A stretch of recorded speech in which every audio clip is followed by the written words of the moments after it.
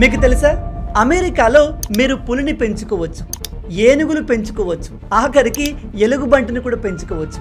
కానీ ఎట్టి పరిస్థితుల్లో కాకుల్ని పెంచుకోకూడదు.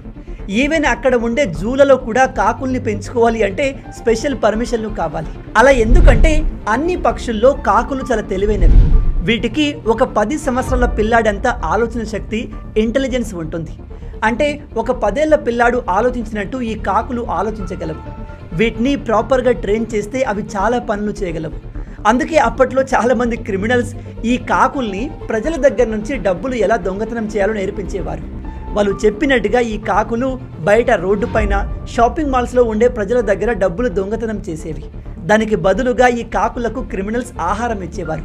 అంతేకాదు డ్రగ్స్ని సరఫరా చేయడానికి, ఈవెన్ జైల్లో ఉన్న క్రిమినల్స్కి చిన్న చిన్న ఆయుధాలు, నైఫ్ లాంటి వాటిని ప్రొవైడ్ చేయడంలో ఈ కాకుల్ని యూజ్ చేసేవారు.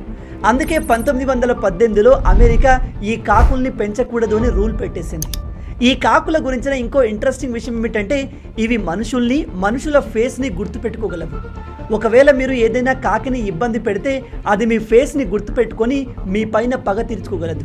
ఇది నేను ఊరికే గాల్లో చెప్తున్న మాట కాదు, 100% నిజం. కావాలంటే మీరు రీసెర్చ్ చేసుకోండి.